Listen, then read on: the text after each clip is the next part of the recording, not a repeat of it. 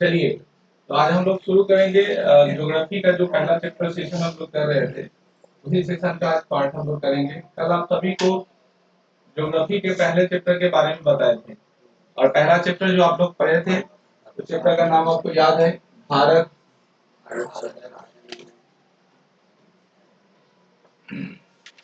क्या पढ़े थे बच्चों? भारत एवं या भारत संसाधन एवं उसका उपयोग, है ना, पढ़े थे। एक बार थोड़ा रिमाइंड करके चलते हैं और पीछे वाले चीजों को हम लोग याद करेंगे कि आखिरकार इसमें हम लोग पढ़े क्या थे। जब हम लोग चर्चा करते हैं भारत और उसके संसाधन के बारे में, तो हम लोग कल पढ़ाए थे कि संसाधन के बारे में कंसेप्ट है कि मनुष्य की आवश्यकताओं को पूर्ति करने वाले वे सभी कारक या मनुष्य की जरूरतों को पूरी करने वाले दुनिया में जितनी सारी सामग्री है, वो सब क्या कहलाता है? संसाधन। संसाधन की नीड क्यों है?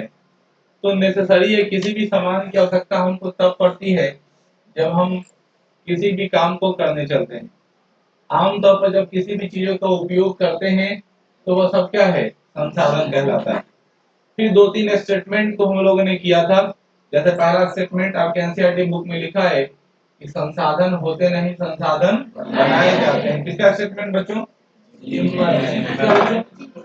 स्टेटमेंट को अच्छे से याद रखेंगे। संसाधन होते नहीं, संसाधन बनाए जाते हैं। किसका स्टेटमेंट है? का। उसके बाद भारत के बांधों को देश का मंदिर कहा था। किसने कहा था? जवाहरलाल नेहरू के द्वारा कहा था। ठीक है। तब हम लोगों ने संसाधन का वर्गीकरण किया था। संसाधन को वर्गीकरण करने में अलग अलग स्थितियों पे बांटा था। जैसा कि मैंने आपको बताया था कि संसाधन का जब वर्गीकरण करते हैं बच्चों, तो सबसे पहला पार्ट होता है किसके आधार पर? उत्पत्ति के आधार पर। किसके आधार पर? उत्पत्ति के आधार पर संसाधन के बारे में हम लोगों ने सीखा था। उत्पत्ति के आधार पर संसाधन की जब चर्चा आती है तो सबसे पहला आया कौन सा बच्चों? जैव। और दूसरा कौन सा आया? अजैव। जैव संसाधन क्या है? मैंने आपको कल ही पढ़ा रखा था। जब जैव संसाधन के बारे में प्राप्त होगी, तो जब ऐसा कोई भी संसाधन जो जीव मंडल से प्राप्त हो, अर्थात जीवधारियों से प्राप्त हो, उसे क्या कहते हैं? जैव संसाधन के नाम से जानते हैं। जैसे फॉर एग्जांपल हो सकता है मनुष्य, एग्जांपल हो सकता है वनस्पति, एग्जांपल हो सकता है क्या बच्चों? मत्स्य यानी मछली, उसी तरह कोई भी पशुधन। समझ में आया? पशुधन से जो भी चीज प्राप्त हो, जैसे दूध, दही, घी, मांस, अंडा, समझ रहे हैं ना? मछली, कुछ भी खाते हैं जो जानवर से क्या हो प्राप्त हो, वो सब क्या कहलाता है बच्चों? वो सबका सब क्या कहलाता है? जैव संसाधन कहलाता है। Any doubt? अगला हम लोगों ने क्या था? अजैव। अजैव का मतलब है ऐसा संसाधन जिस संसाधन की प्राप्ति हमें किससे हो रही है? अजीवित प्राणियों से हो रही है।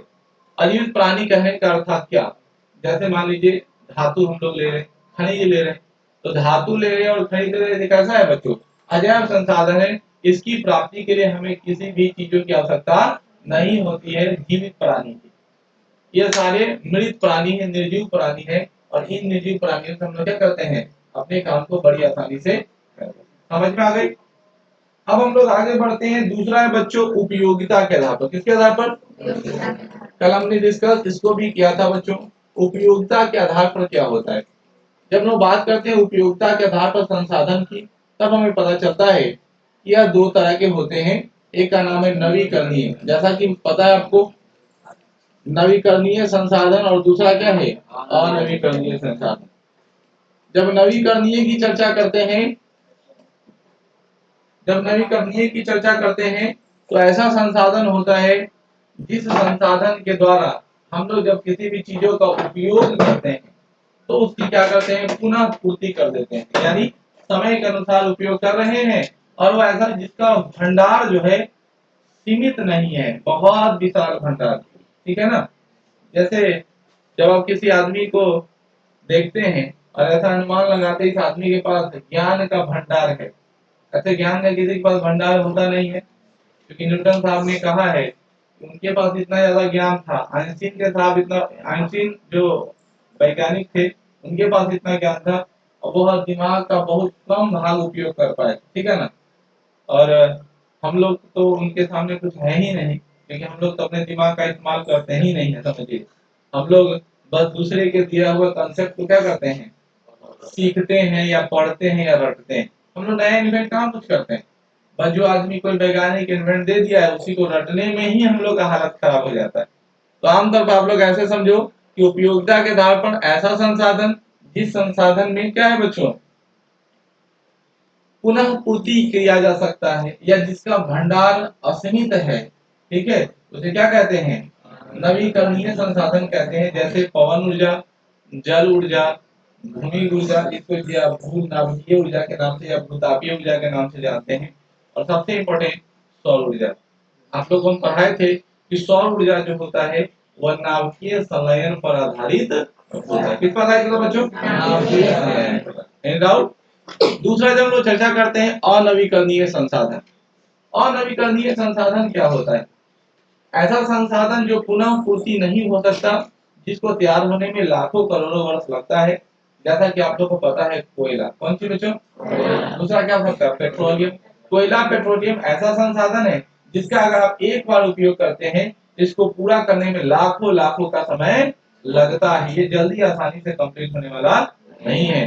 तो अनवीकरणीय संसाधन में क्या हो सकता है, एग्जांपल में कोयला हो सकता है, दूसरा क्या हो सकता है, पेट्रोलियम हो सकता है। पेट्रोल बोलने से अच्छा है क्या बोल दो, पेट्रोलियम बोल दो, क्योंकि जैसा ही पेट्रोलियम बोलोगे तो सबको पता है, जो जानता है, साइंस में आप लोगों ने पढ़ा है कि पेट्रोलियम कैसे तैयार होता है, पढ़े हो ना, पेट्रोलियम कैसे तैयार करते हैं। सॉरी, पेट्रोल कैसे तैयार होता है, तो पेट्रोलियम के प्रभावी स्रवण से। जब पेट्रोलियम को हम लोग क्या करते हैं, फैक्ट्री में ले जाकर अलग अलग तापों पर बांटते हैं, तब वहां हमें क्या प्राप्त होता है, सीएनजी प्राप्त होता है, एलपीजी प्राप्त होता है। उसी तरह क्या प्राप्त होता है, पेट्रोल, डीजल, केरोसिन, पैराफिन, मोम, इस तरह की सामग्री हमें क्या होती है, प्राप्त होती है। तो सबसे अच्छा डीजल पेट्रोल सबको अलग अलग बोलने से अच्छा है क्या बोल दो, और नवीकरणीय। मैं पेट्रोलियम बोल दो, सारा आता है, कोई दिक्कत बच्चों। तीसरा हम लोगों ने क्या किया था, तीसरा जो वर्गीकरण है उस वर्गीकरण का नाम है स्वामित्व के आधार पर। स्वामित्व का मतलब क्या होता है, मैंने कल चर्चा भी किया था। स्वामित्व का मतलब जिसके पास मालिकाना हक हो, है ना। सॉरी हमारी हिंदी कमजोर है, स्पेलिंग स्पेलिंग में गलती हो जाए तो माफ करिए। स्वामित्व के आधार पर, अब जैसे एग्जांपल पर चर्चा करो, स्वामित्व के आधार पर मैंने कल पढ़ाया था। पहला कौन सा संसाधन बच्चों, पहले संसाधन का नाम क्या है, जैसे तुम लोग एग्जांपल में मैंने कहा कि आपके पास कोई भी सामान है, उसका तुमको व्यक्तिगत पावर है, जब मन करो तोड़ दो, जब मन करो बेचो, जब मन करो किसी को डोनेट कर दो। तो ऐसा संसाधन जिसका किसी खास व्यक्ति के हाथ में बागडोर हो, वैसे संसाधन को व्यक्तिगत संसाधन कहते हैं। और बच्चों स्वामित्व के आधार पर पहला संसाधन कौन आता है, व्यक्तिगत संसाधन। दूसरे संसाधन कौन आते हैं, तो सार्वजनिक संसाधन। जैसे मैंने आपको कल एग्जांपल लेके बताया था, हो सकता है आपको बड़ी अच्छे से याद हो। सार्वजनिक संसाधन का ऐसे संसाधन से तात्पर्य जिस पर किसी खास समुदाय लोगों का हक हो। जैसे मैंने एग्जांपल लिया था कि बिहार सरकार के द्वारा, ठीक है ना, हर गांव में एक छोटा सा सामुदायिक भवन बनाया जाता है। सामुदायिक भवन का अर्थ होता है कि इसी टोला का आदमी इसका उपयोग करे। ऐसा नहीं है कि आपके घर के बगल में जो सामुदायिक भवन है वो दूसरे जगह के यहाँ से 10 किलोमीटर का आदमी आएगा और उसमें आकर के अपने क्रियाकलाप करेगा, ऐसा तो पॉसिबल नहीं है। आपके टोला मोहल्ला के लोग उसी में रहते हैं और उसका उपयोग करते हैं।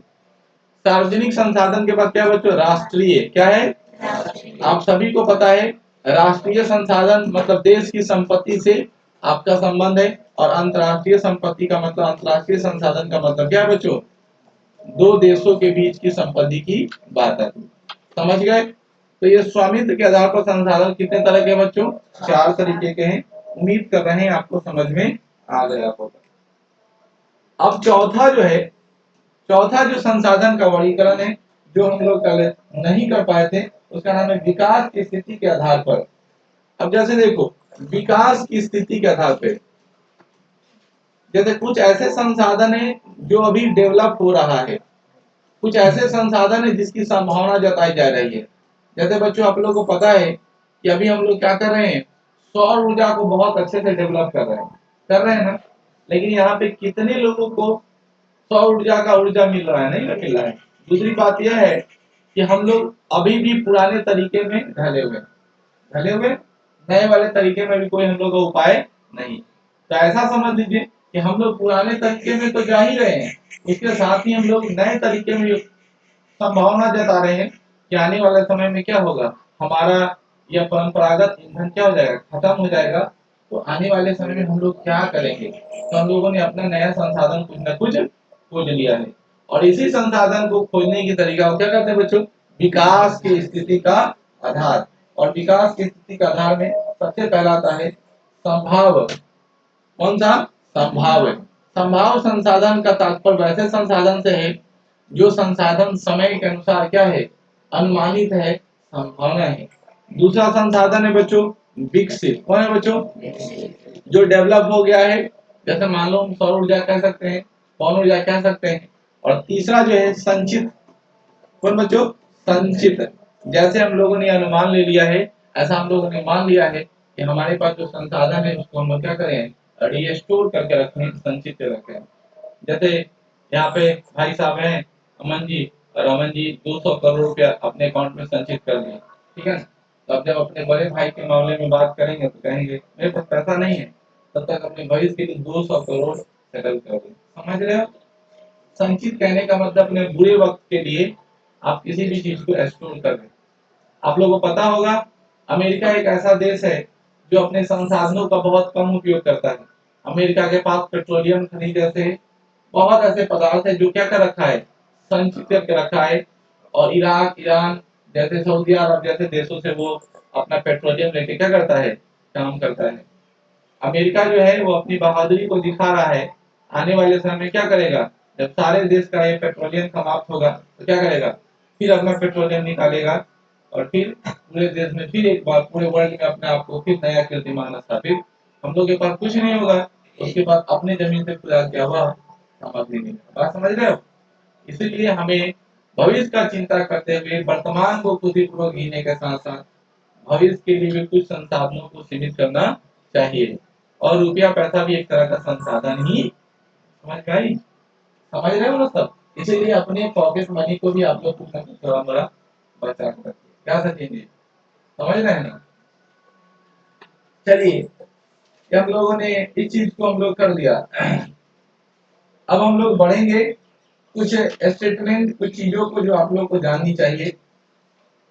बच्चों हाल फिलहाल में 5 जून बीता है, और आपके सिलेबस में कुछ टॉपिक दिया है, उस टॉपिक को हम लोग समझेंगे। 5 जून को क्या मनाया गया था, 5 जून को मनाया गया था विश्व पर्यावरण दिवस, सोमवार के दिन। अब यहाँ पर टॉपिक है विश्व पर्यावरण दिवस मनाया क्यों जाता है। आप सभी को पता है कि पृथ्वी को नीला ग्रह कहते हैं। पृथ्वी को कौन ग्रह कहते हैं बच्चों, पृथ्वी को नीला ग्रह क्यों कहते हैं, क्योंकि पृथ्वी पर जल अधिक मात्रा में। अगर पृथ्वी का क्लासिफिकेशन करते हैं तो 4 भाग में से 3 भाग पर क्या है, पानी है, और एक भाग क्या है, स्थल भाग है। जिस स्थल भाग पर हम लोग क्या करते हैं, रहते हैं। इसी पर पहाड़ है, इसी पर वन है, इसी पर जंगल है, इसी पर सभी लोग निवास करते हैं।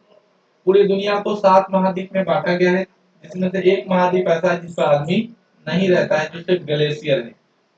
और आप लोग इस गर्मी, तपती गर्मी में भी अनुभव कर ही रहे हैं कितना तेजी से तापमान बढ़ रहा है।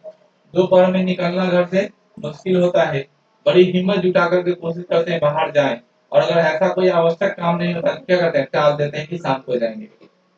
आने वाले समय में जिस रफ्तार से हम लोग पेड़ को काट रहे हैं, उस रफ्तार से ग्लेशियर भी हमारा पिघलेगा, क्योंकि वैश्विक तापमान तो बढ़ेगा। और सिर्फ हम लोग को यहाँ ही नहीं, पूरी दुनिया में सबसे ज्यादा कार्बन डाइऑक्साइड कौन देश छोड़ता है, अमेरिका। सबसे ज्यादा कार्बन डाइऑक्साइड कौन देश छोड़ता है, क्योंकि बच्चों वही देश है जहाँ पे एसी, फ्रिज, नैनो टेक्नोलॉजी उसी देश के पास है। हम लोग के यहाँ तो बाद में आया है। सारा नया इन्वेंट उधर होता है, और उधर सारा चीज को बर्बाद कर रहा है। सभी पूरी दुनिया में लोग 5 जून को विश्व पर्यावरण दिवस मनाते हैं, वर्ल्ड एनवायरनमेंट डे मनाते हैं। और इसके अंतर्गत यह लक्ष्य रखा गया है कम से कम एक दिन अपने पर्यावरण को दिया जाए। इस दिन वृक्षारोपण के कार्यक्रम चलाए जाए, लोगों को जागरूक किया जाए, ताकि लोग क्या करें, इस वायुमंडल को बचाने के लिए तमाम तरीके की कोशिश करें। अगर आप ऐसा नहीं कर रहे हैं तो निश्चित तौर पर यह वायुमंडल के लिए बहुत खतरा है। इसीलिए जीवन में कम से कम 1 पेड़ लगाना चाहिए, क्योंकि कहा जाता है कि एक पेड़ 100 पुत्र के, है ना चूहा खाए। चलिए आगे हम लोग बढ़ते हैं। संसाधन नियोजन के अंतर्गत हम लोग चलेंगे। अब कुछ बातें हैं जो आप लोग को समझनी चाहिए। संसाधन के बारे में तो हम लोग जान लिए। अब हम लोग की जो टॉपिक होगी बच्चों, वो है क्या, संसाधन के संरक्षण। क्या होगी? अब संसाधन के संरक्षण क्या है उसको समझो। जब लोग चर्चा करते हैं संसाधन के संरक्षण, संसाधन का संरक्षण का क्या अर्थ है, एक छोटा सा एग्जांपल लेते हैं तब आपको समझ में आ जाएगा। जैसे मेरे पास एक नई बाइक आई है, तो नई बाइक आई है तो हम लोग क्या कर रहे हैं, कंटिन्यू बाइक को लेकर के जिधर जिधर अनावश्यक काम को लेकर के भगा रहे हैं। देहाती भाषा में कह सकते हैं छोटा से छोटा काम करने के लिए भी बाइक लेकर जा रहे हैं। ठीक है, अब उसमें क्या लग रहा है, डीजल लग रहा है, पेट्रोल लग रहा है ना। पेट्रोल लग रहा है, क्या करें आप, पेट्रोल का दोहन कर रहे हैं। अब जाइए किसी आदमी को समझाइएगा कि आप बेकाम का बाइक मत चलाइए, बेकाम का कार मत चलाइए। आप कोशिश करिए कि क्या करें, संसाधन को संरक्षित करने का, आपके पास जो रिसोर्स है आप उसको बर्बाद नहीं करिए। वो आदमी आग बबूला हो जाता है और गुस्सा में बोलेगा कि तुम्हारा इस्तेमाल कर रहे हैं।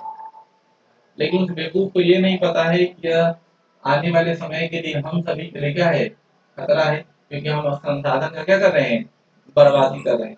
तो जब चीजों को बर्बाद करते हैं तो वो आपका नुकसान हो रहा है, और हम लोग क्या कर रहे हैं बच्चों, संरक्षण कर रहे हैं।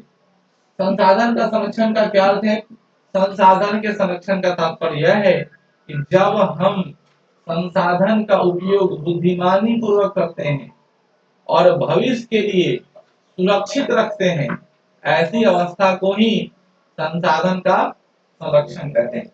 बुद्धिमानी पूर्वक उपयोग करने का मतलब, अगर हमको लगता है कि अभी पेट्रोल जलाने की कोई आवश्यकता नहीं है तो साइकिल उठाए चल दी, पैदल चल सकता है तो पैदल चले, अनावश्यक कोई काम नहीं करे जिससे क्या हो, हमारा ऊर्जा नुकसान हो। समझ में आई? तो संसाधन का उपयोग करने के साथ साथ, बुद्धिमानी पूर्वक उपयोग करने के साथ साथ भविष्य के लिए सुरक्षित रखना है, क्या कहलाता है, संसाधन का संरक्षण करना। आगे समझ में। संसाधन के संरक्षण के बाद हम लोग इस बात पे चलेंगे संसाधन के नियोजन क्या है। तो बच्चों संसाधनों का विवेकपूर्ण उपयोग ही संसाधन का नियोजन है, क्योंकि संसाधन का संरक्षण और संसाधन का नियोजन दोनों एक ही। समझ भाई, नियोजन और संसाधन, विवेकपूर्ण मतलब बुद्धिमानी ही होता है। ठीक है ना, संसाधनों का जब विवेकपूर्ण उपयोग करते हैं अर्थात बुद्धिमानी से उपयोग करते हैं, तो संसाधनों का वो कैसा उपयोग करना है, बुद्धिमानी से उपयोग करना। आज हम लोग पढ़ते हैं बच्चों, संसाधन के संरक्षण के बारे में मैंने आपको कहा। महात्मा गांधी के बारे में आप समझिए। महात्मा गांधी ने एक स्टेटमेंट दिया है, इस स्टेटमेंट को याद रखिए। महात्मा गांधी ने कहा है कि हमारे पास पेट भरने के लिए बहुत कुछ है। महात्मा गांधी ने क्या कहा बच्चों, हमारे पास पेट भरने के लिए बहुत कुछ है, लेकिन पेटी भरने के लिए नहीं। लेकिन पेटी भरने के लिए, पेटी जानते हो ना, अभी आप लोग की शादी नहीं हुई है, होगी तब मिलेगा एगो पेटी। तो लड़की लोग तो बहुत लकी होती है, इसको नैहरा से 10 गो साड़ी नहीं कुछ मिलेगा तो एना बेना भर के, ठीक है ना, अचरा कचरा भर के उसका पेटी क्या करता, भर के दे देता है। लेकिन तुम बकलू लोग, तुम का पेटी तो भरने वाला नहीं है। अरे हाँ, अच्छा है, सही बात है। महोदय जी का शादी होगा, इसकी वाइफ लेके आएगी तो इसका भी पेटी हो गया। लेकिन महात्मा गांधी की काहे कहे, समझिए किस संदर्भ में कहे कि हम लोग के लिए पेट भरने के लिए तो बहुत कुछ है, लेकिन पेटी भरने के लिए क्यों बच्चों, क्योंकि हम लोग की हालत ऐसी है कि हम लोग के पास खनिज संपदा उतने अच्छे नहीं। कोई लोहा थोड़ी पेटी में रख लेता है। हम लोग पेटी में क्या रखते हैं, सोना रखते हैं, ठीक है ना। पेटी में हम लोग क्या रखते हैं, चांदी रखते हैं। पेटी में क्या रख सकते हैं, प्लेटिनम रख सकते हैं, और पेटी में डायमंड रख सकते हैं। हाँ हाँ, हीरा रख सकते हैं। ये सब हमारे पास क्या है, कम मात्रा में, ताकि हम लोग पेटी नहीं कर सकते। अगले व्यक्ति हैं, आप लोग नाम सुने होंगे दो टॉपिक का, जो आप लोग को याद होगा। एक का नाम है चिपको आंदोलन। कौन आंदोलन? पढ़े थे आप लोग? यहाँ पर भी चर्चा है। कौन आंदोलन? चिपको आंदोलन। और दूसरा कौन सा है? नर्मदा बचाओ आंदोलन। याद आ रहा है बच्चों? नर्मदा बचाओ आंदोलन और चिपको आंदोलन क्या है, दोनों को 1 मिनट में खत्म करते हैं। जब हम लोग बात करते हैं चिपको आंदोलन की, चिपको आंदोलन के बारे में हम लोग को पता है कि उत्तराखंड के गढ़वाल जिले से 90 के दशक में, ठीक है ना, लगभग ऐसी कहानी आपको पढ़ाए थे कि वहाँ के जो जंगल थे वो एक अंगू वृक्ष थे। कौन वृक्ष? अंगू वृक्ष। वहाँ पे क्या किया था, एक बहुत बड़ा जंगल था। वहाँ के आदिवासी समूह के लोगों ने क्या किया, उस जंगल को कटाई करने की प्रयत्न की और उन्होंने जंगल काटने की तरफ बढ़ा। तो वहाँ के सरकार के द्वारा, वहाँ के स्वामित्व सरकार के द्वारा निर्णय लिया गया कि यह काटने से पर्यावरण को बहुत ज्यादा क्षति होगा, इसलिए तुम अंगू वृक्ष को काटो नहीं। लोग मान भी गए। लेकिन समय जैसे गुजरा तो एक विदेशी खिलौने वाली कंपनी से उस अंगू वृक्ष को क्या किया जाता है, बेच दिया जाता है। यह बात ग्रामीणों को पता लगता है। ग्रामीणों ने इसका कड़ा विरोध किया और कड़ा विरोध करने के बाद वहां पे इस आंदोलन में महिलाओं ने बहुत ज्यादा योगदान दिया और महिलाओं ने क्या किया, पेड़ों को बचाने के लिए पेड़ों से चिपक चिपक कर पेड़ की रक्षा की। इसीलिए यह चिपको आंदोलन के नाम से प्रसिद्ध हुआ। इसके नेता कौन थे बच्चों? सुंदरलाल बहुगुणा। कौन थे बच्चों? याद रखेंगे, चिपको आंदोलन के नेता कौन थे बच्चों? सुंदरलाल बहुगुणा। याद रखेंगे, बहुगुणा। बहुगुणा मतलब बहुत गुण वाले व्यक्ति। सुंदरलाल, इनके नाम में ऐसा लग रहा है कि व्यक्ति को देखने से, हालांकि हम तो देखे नहीं है, लेकिन जब आप देखिएगा हो सकता है नाम से ऐसा प्रतीत हो रहा है कि सुंदर है, लाल है और बहुगुणा है, अर्थात बहुगुण वाले हैं। मतलब इनके अंदर बहुत अधिक ज्यादा गुण है, ठीक है ना। दूसरे बच्चों, नर्मदा बचाओ आंदोलन।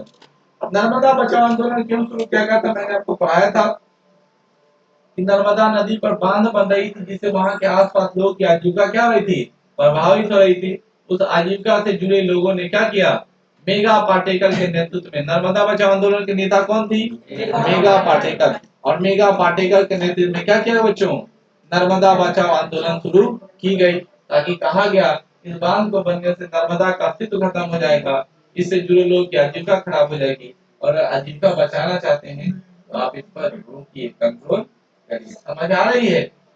चलिए अब आप लोग को पढ़ेंगे सतत विकास। सतत विकास क्या है समझिए। अगले टॉपिक की तरफ बढ़ते हैं बच्चों। क्या है सतत विकास? सतत विकास। सतत विकास को समझने के लिए आप एक एग्जांपल समझिए। जैसे आप लोग 10वीं कक्षा के विद्यार्थी हैं। जब 10वीं कक्षा में आए थे तो एक विशेष प्रकार की जोश थी।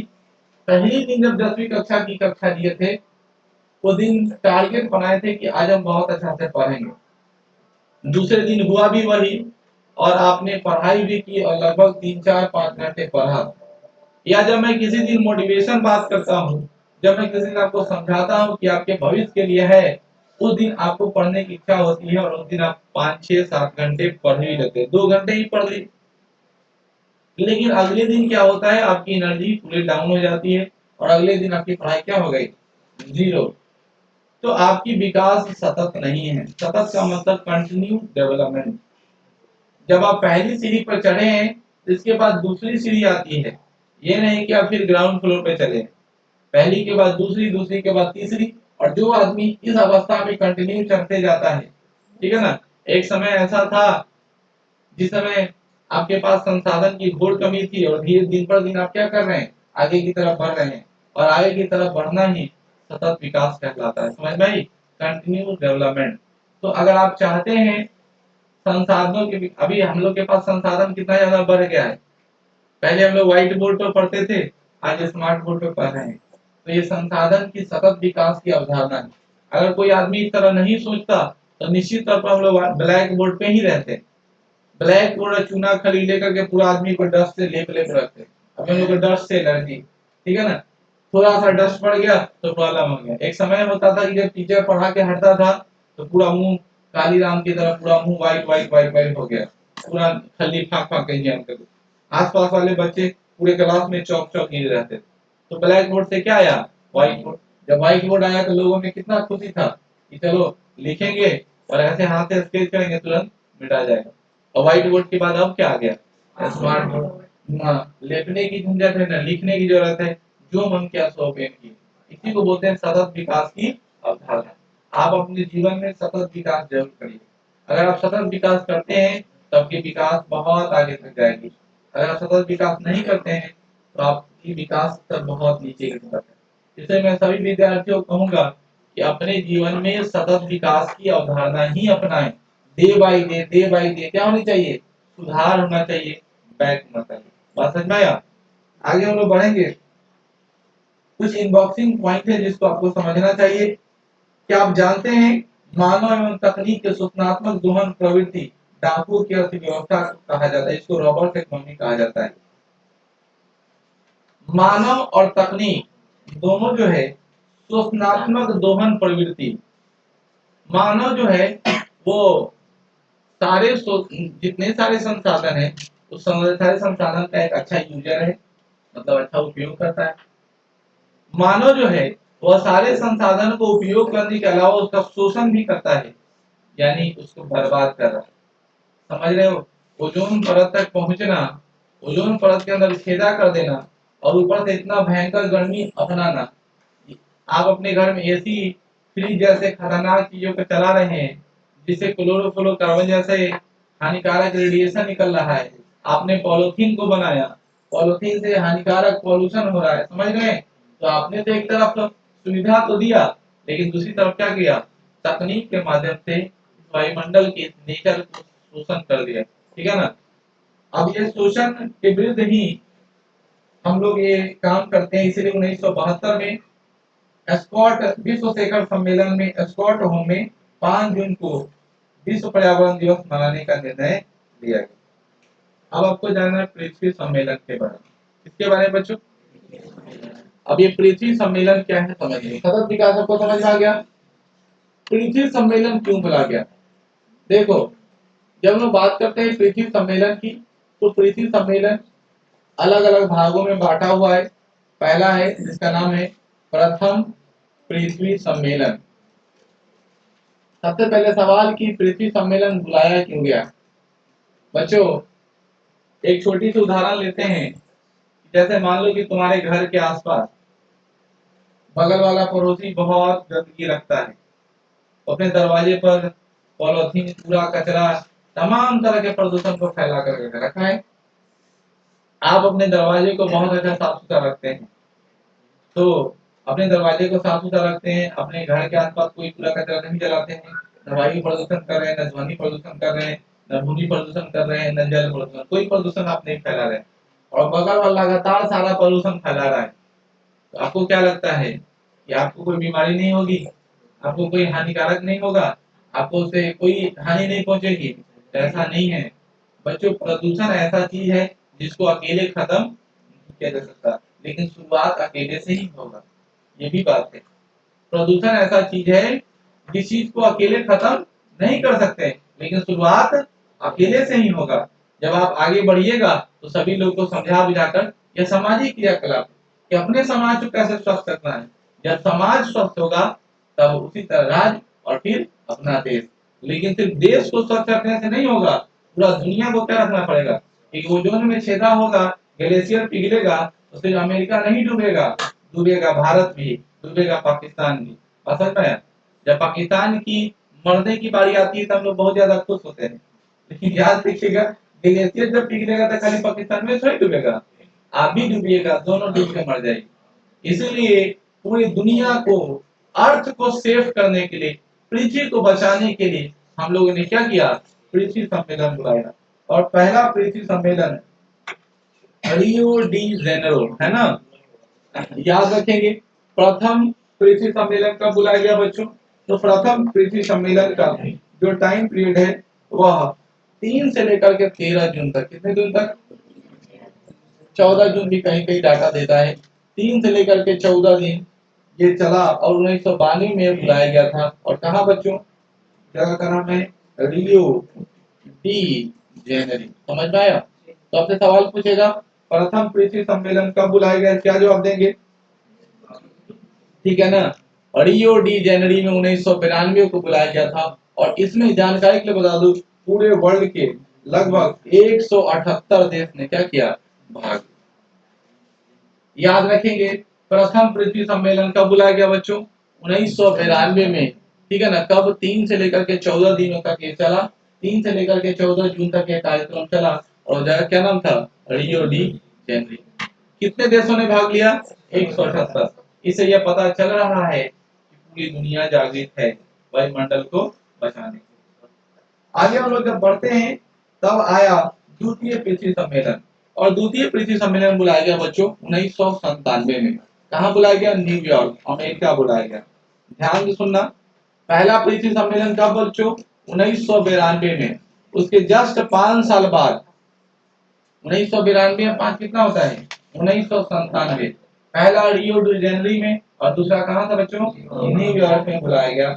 और इसमें इसे +5 सम्मेलन भी कहते हैं। इसमें और इसमें का अंतर कितना है, 5 का, इसीलिए इस सम्मेलन को क्या किया गया, +5 सम्मेलन। समझ में आई। एग्जाम में ऑब्जेक्टिव घुमा के पूछेगा कि +5 सम्मेलन किसे कहते हैं, तो द्वितीय पृथ्वी सम्मेलन को +5 सम्मेलन के नाम से भी जानते हैं। क्योंकि पहला पृथ्वी सम्मेलन कब हुआ, 1992 में, तो दूसरा कब हो गया, 1997। बोलो बच्चों, सबको समझ में आ गई। चलिए आगे हम लोग बढ़ते हैं, क्योटो सम्मेलन। क्योटो सम्मेलन 1997 में हुआ। कब हुआ, 1997 में। और क्योटो सम्मेलन में सबसे ज्यादा मेन इंपॉर्टेंट क्रियाकलाप थी, वह नाम था ग्लोबल वार्मिंग। ग्लोबल वार्मिंग होता क्या है, आमतौर पे ग्लोबल वार्मिंग के कंसेप्ट में हम लोग जानते हैं तापमान को स्थिर करना। तापमान स्थिर करने का क्या अर्थ होता है, जैसे अभी ये रूम है, ये पूरा का पूरा पैक है, ठीक है ना। अब पैक है, यहाँ पे टेम्परेचर यानी कार्बन डाइऑक्साइड की मात्रा बहुत ज्यादा बढ़ गई। तो कार्बन डाइऑक्साइड की मात्रा बहुत ज्यादा बढ़ गई तो कहीं ना कहीं कंट्रोल तो करना पड़ेगा, कंट्रोवर्सी तो करना ही पड़ेगा। और जब नहीं कंट्रोल करोगे तो कैसे काम चलेगा। तो साफ साफ ऐसे समझिए कि ग्लोबल वार्मिंग हमें सिखाता है, ग्लोबल वार्मिंग हमें बताता है कि अगर तापमान को निश्चित तौर पर इस पृथ्वी को एक सुरक्षित ढंग से बताना है, तो उसकी मेन टॉपिक को रखा है क्या, ग्लोबल वार्मिंग। और याद रखेंगे इसमें कितने देशों भाग लिए, 159 देश। कितने देश, 178 देश पहला पृथ्वी सम्मेलन भाग लिया। और इसमें कितने, अब सवाल पूछे ग्लोबल वार्मिंग को कौन, जिसको हरित गृह प्रभाव गैस के नाम से भी जानते हैं, ग्लोबल वार्मिंग को कौन कौन सा प्रभावित किया, कौन कौन गैस प्रभावित करता है, तो पहला है कार्बन डाइऑक्साइड, दूसरा है मीथेन, तीसरा है नाइट्रस ऑक्साइड जिसको लाफिंग गैस के नाम से भी जानते हैं, N2O। याद रखेंगे, नाइट्रस ऑक्साइड ये हंसने वाला गैस, अभी छोड़ देंगे, ठीक है ना। सब आदमी बेकाम के हंसने लगे, ठीक है ना, बेकाम के हंसने नहीं अंदर, ठीक है ना। हाँ, अगला वर्ड है जिसका नाम है फ्लोरोकार्बन, और अगला है हेक्साक्लोराइड। आखिरी बार हम लोग पढ़ेंगे जिसका नाम है तृतीय पृथ्वी सम्मेलन। और तृतीय पृथ्वी सम्मेलन हुआ 2002 में। कब हुआ बच्चों, 1997 के बाद कितना हुआ, 2002 में। मतलब हर 5 साल पर क्या हुआ बच्चों, पृथ्वी सम्मेलन होता चला गया। याद रखेंगे। और यह जो आयोजित हुआ हुआ जोहान्सबर्ग में, कहाँ हुआ बच्चों, जोहान्सबर्ग में। अब नाम याद रखना बड़ी आसान है, देखो कैसे हम लोग याद रखेंगे। हमारी टॉपिक थी पृथ्वी सम्मेलन। पृथ्वी सम्मेलन को ऑन शॉर्ट में अगर खत्म करना चाहते हैं तो ऐसे याद रखेंगे, पहली पृथ्वी सम्मेलन रियो डी जेनेरी में हुआ, जो 3 से लेकर के 14 जून तक चला। यह जो टाइम था वो कितना था, 1992। इसमें 178 प्रतिनिधियों ने भाग लिया। दूसरा पृथ्वी सम्मेलन बच्चों उसके 5 साल बाद 1997 में न्यूयॉर्क में सम्मिलित हुई। इसे 5 साल कंप्लीट होने के लिए इसे +5 सम्मेलन भी कहते हैं। उसके बाद क्योटो सम्मेलन उसी साल हुआ 1997 में, जिसमें लगभग 159 देशों ने भाग लिया। इसका मुख्य विषय था ग्लोबल वार्मिंग, हरित गृह प्रभाव। एक पृथ्वी को इस तरह का बनाया जाए ताकि ये जो वार्मिंग गर्मी को जो प्रकट करते हैं, इस पृथ्वी को जो बर्बाद कर रहे हैं, उन सभी गैसों को कैसे कंट्रोल किया जाए। आगे बच्चों हैं तृतीय पृथ्वी सम्मेलन के जस्ट 5 साल बाद 2002 में जोहान्सबर्ग में क्या किया गया, कंप्लीट किया। समझ रहे हो, याद हुआ सबको, तो आसानी से इस प्रकार आप लोग क्या कर पाए, याद कर पाए। अगर आप इस चीज को अगर पूरे अच्छे से याद रखते हैं, इस प्रकार आप लोग की पहली चैप्टर का निचोड़ कंप्लीट हो गया। अब हम लोग फटाफट जो जो पढ़े हैं उसको हम लोग देख लेते हैं। संसाधन के बारे में पढ़े थे। संसाधन होते नहीं बनाए जाते, जिमरमैन का स्टेटमेंट है। देश के बांधों को भारत का मंदिर जवाहरलाल नेहरू ने कहा था। मनुष्य की आवश्यकताओं की पूर्ति करने वाले सभी सामग्री संसाधन कहलाते हैं। संसाधनों को दो भागों में वर्गीकृत करते हैं, एक को प्राकृतिक संसाधन और दूसरा मानवकृत संसाधन। वे संसाधन जो नेचर के द्वारा प्राप्त है वह प्राकृतिक संसाधन है, और वो संसाधन जो मनुष्य के द्वारा बनाए जाते हैं उसे मानवीकृत संसाधन कहते हैं। जब संसाधनों को अलग भागों में बंटवारा करते हैं तो पहला आता है क्या बच्चों, उत्पत्ति के आधार पर। उत्पत्ति के आधार पर संसाधन दो तरह का होता है, एक का नाम जैव है, दूसरे का नाम। जैव संसाधन का अर्थ वैसे संसाधन से है जो संसाधन क्या करता है, जीवों से प्राप्त होता है, जैसे मांस, मछली, अंडा, दूध, कुछ भी। अजैव संसाधन वैसा संसाधन होता है जिस संसाधन में कोई भी जीवित प्राणी से प्राप्त नहीं करते हैं, जैसे खनिज हो सकता है, जैसे क्या हो सकता है, मिट्टी हो सकती है, जैसे वायु हो सकता है, कुछ भी। समझ में आई। दूसरा संसाधन हम लोगों ने किया स्वामित्व के आधार, सॉरी उपयोगिता के आधार पर, है ना। उपयोगिता के आधार पर संसाधन कितने तरह के, दो तरह के, एक नवीकरणीय और दूसरा अनवीकरणीय। नवीकरणीय संसाधन कहता है कि ऐसा संसाधन जिसका उपयोग करने के बाद पुनः पूर्ति किया जा सके उसे नवीकरणीय संसाधन कहते हैं। जिसका संसाधन विशाल हो, बहुत बड़ा हो। लेकिन अनवीकरणीय संसाधन ऐसा संसाधन होता है जिसका उपयोग करने के बाद पुनः पूर्ति लंबे वक्त के बाद बनने की संभावना जताई जाती है, जैसे कोयला और पेट्रोलियम। और नवीकरणीय में क्या सकता है, सौर ऊर्जा, पवन ऊर्जा, जल ऊर्जा, भूताप। ये समझ में आया। अगला है टॉपिक जिसका नाम क्या है बच्चों, स्वामित्व के आधार पर। स्वामित्व के आधार पर संसाधन चार प्रकार के होते हैं। व्यक्तिगत संसाधन, जब किसी वस्तु का मालिकाना किसी खास व्यक्ति के हाथों में हो उसे व्यक्तिगत संसाधन कहते हैं। दूसरा क्या है, सार्वजनिक संसाधन, जब किसी खास समुदाय किसी खास जगह के लोगों को उस पर हक होता है उसे सामुदायिक संसाधन कहते हैं। तीसरा राष्ट्रीय संसाधन, जिस पर देश का हक हो। अंतर्राष्ट्रीय, जब दो देशों के बीच संबंध स्थापित किए। कुछ दिन पहले कश्मीर अंतर्राष्ट्रीय संसाधन हो सकता, क्योंकि इंडिया और पाकिस्तान बार बार उस कश्मीर के लिए क्या करता था, लड़ता। तो दो देश के बीच विवाद था ना। सिंधु जल प्रणाली अंतर्राष्ट्रीय संसाधन का मुद्दा, अंतर्राष्ट्रीय जल विवाद का मुद्दा कह सकते हैं। आगे टॉपिक आएगा अंतर्राष्ट्रीय जल विवाद क्या है तो डिस्कस करेंगे। अगला है बच्चों क्या, विकास की स्थिति के आधार पर, डेवलपमेंट के आधार पर क्या है, संभाव्य संसाधन। कौन सा था बच्चों, विकास के आधार पर जब हम लोग करते हैं तो आता है संभाव्य संसाधन। दूसरा है बच्चों विकसित संसाधन। कौन सा, और ये बच्चों चार तरह का होता है, एक का नाम भूल गए थे हम। ये तीसरा संसाधन जो है उसका नाम है भंडार संसाधन। कौन संसाधन, जो अभी है। भंडार का मतलब क्या है, जो अभी निकाल कर लिया, जैसे होता है ना कि भंडार में कितना अवेलेबल है, तो ये भी जो अभी स्टॉक में है। और चौथा जो है उसको क्या बोलते हैं, संचित कोष, है ना बच्चों। जो संचित है, पता कर दिए हैं जमीन के भीतर इतना सामान है। समझ में आई। ये संसाधन के प्रकार। आगे टॉपिक में हम लोगों ने क्या पढ़ा था, संसाधन का संरक्षण। संसाधन का संरक्षण का अभिप्राय क्या है, जब संसाधनों को क्या करते हैं, उपयोगितापूर्ण, विवेकपूर्ण, जब संसाधनों का उपयोग करते हैं और भविष्य के लिए बचा करके रखते हैं, सुरक्षित रखते हैं, अपने आने वाली पीढ़ियों के लिए सुरक्षित रखते हैं। अगर सारा पेट्रोल आज ही खत्म कर देंगे तो आर्यन का बेटा कैसे घूमे, ठीक है। मोटरसाइकिल पर वो बड़का जगह कौन गाड़ी आता है जो होल करता है, केटीएम, ठीक है ना। केटीएम लेके कैसे घूमेगा। इसीलिए तुमको चाहिए कि कुछ पेट्रोल बचा के रखोगे, तुम्हारा अगला पीढ़ी भी देख पाए, वरना चलिए तो ध्यान से सुनो, संसाधन के बारे में क्या कहा गया है। संसाधन का संरक्षण का तात्पर्य वैसे चीजों से है जब हम लोग उसका उपयोग करेंगे और भविष्य के लिए क्या करेंगे, बचा करके रखेंगे। महात्मा गांधी ने कहा है कि हमारे पास पेट भरने के लिए बहुत कुछ है लेकिन पेटी भरने के लिए कुछ नहीं है, इसलिए पेटी भरने पर ध्यान दीजिए। आज ही दिया कीजिए। चलिए आगे हम लोग बढ़ते हैं, चिपको आंदोलन। चिपको आंदोलन की कहानी मैंने सुनाया था। उत्तराखंड के गढ़वाल जिले से चलने वाली, उत्तराखंड के गढ़वाल जिले से चलने वाली ऐसी आंदोलन जिसमें महिलाओं ने क्या किया, सुंदरलाल बहुगुणा के नेतृत्व में पेड़ों से चिपक चिपक कर पेड़ों की रक्षा करने के लिए आंदोलन चलाया, जिसे चिपको आंदोलन कहते हैं। यह अंगूर वृक्ष से संबंधित था। नर्मदा बचाओ आंदोलन, नर्मदा पर बने हुए बांध के कारण वहां पे लोगों की आजीविका प्रभावित हुई। इस आधारित आजीविका बर्बाद होने का कारण, ठीक है ना, नर्मदा का अस्तित्व खत्म होने का कारण मेगा पाटेकर ने नर्मदा बचाने के लिए एक आंदोलन चलाया, जिसे नर्मदा बचाओ आंदोलन के नाम से। Doubt clear? इसके जस्ट आगे हम लोगों ने पढ़ा था जो आखिरी टॉपिक है पृथ्वी सम्मेलन। पृथ्वी सम्मेलन के बारे में हमने चर्चा किया था और कहा था कि पृथ्वी सम्मेलन 3 बार बुलाए गए। प्रथम पृथ्वी सम्मेलन सन 1992 को 3 जून से लेकर के 14 जून तक चला, और यह जो हुआ वो रियो डी जेनरी में, समझ में आई।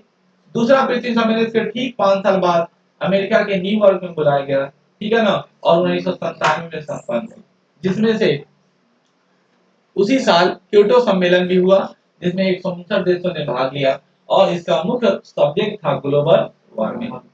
तीसरा पृथ्वी सम्मेलन 2002 में हुआ जोहान्सबर्ग में।